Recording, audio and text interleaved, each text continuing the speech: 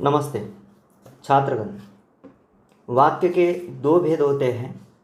एक रचना के आधार पर वाक्य भेद, दूसरा अर्थ के आधार पर वाक्य भेद। पिछले वीडियो में हमने रचना के आधार पर वाक्य के 3 भेद देखे हैं। आज हम अर्थ के आधार पर वाक्य के भेद देखते हैं। अर्थ के आधार पर वाक्य के 6 भेद होते हैं।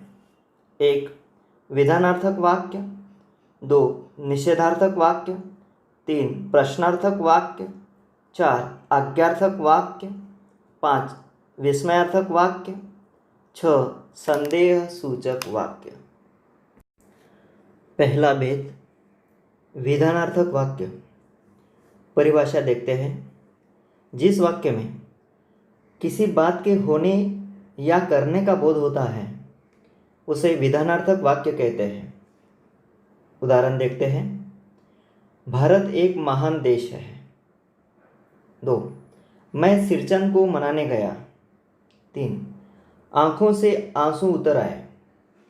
इन वाक्यों में क्रिया के करने या होने का सामान्य कथन किया गया है और इन वाक्यों में ना एक से अधिक वाक्य जुड़े हुए हैं, अतः ये विधानार्थक वाक्य है। दूसरा भेद निषेधार्थक वाक्य। परिभाषा देखते हैं। जिस वाक्य से किसी क्रिया के न होने या न करने का बोध होता है उसे निषेधार्थक वाक्य कहते हैं। उदाहरण देखते हैं। वह अपना काम खुद नहीं करता। 2 तुम्हारी बात मुझे अच्छी नहीं लगती। 3 उनकी बात हमारी समझ में नहीं आई।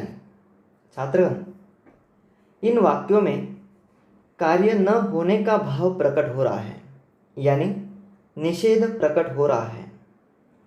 इन तीनों वाक्यों में निषेध प्रकट करने के लिए नहीं शब्द का प्रयोग किया गया है।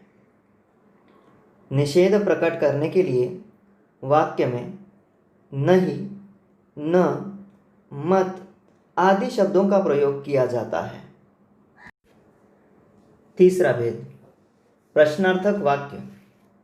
परिभाषा देखते हैं।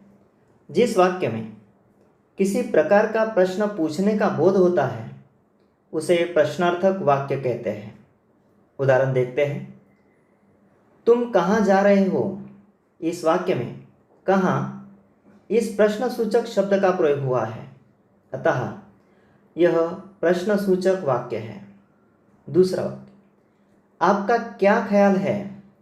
इस वाक्य में क्या इस प्रश्नसूचक शब्द का प्रयोग हुआ है, अतः यह प्रश्नसूचक वाक्य है। 3 तुम जानती हो वह कौन है? इस वाक्य में कौन इस प्रश्नसूचक शब्द का प्रयोग हुआ है, अतः यह प्रश्नसूचक वाक्य है। छात्रगण, प्रश्नसूचक वाक्य लिखते समय ज़्यादातर विद्यार्थी वाक्य के अंत में प्रश्न चिन्ह लगाना भूल जाते हैं, परंतु प्रश्नसूचक वाक्य में प्रश्न चिन्ह लगाना अनिवार्य होता है। इसके बिना प्रश्नसूचक वाक्य नहीं कहा जा सकता है। चौथा भेद आज्ञार्थक वाक्य। परिभाषा देखिए।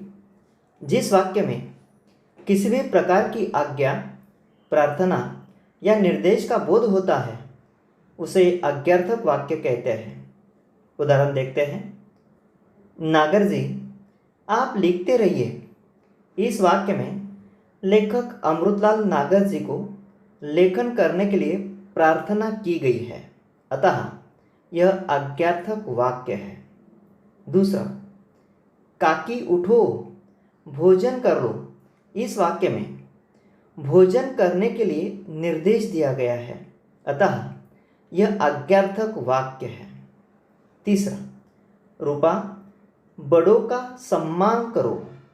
इस वाक्य में रूपा को आदेश दिया गया है, अतः यह आज्ञार्थक वाक्य है। भेद 5वां विस्मयादि बोधक वाक्य। परिभाषा देखिए।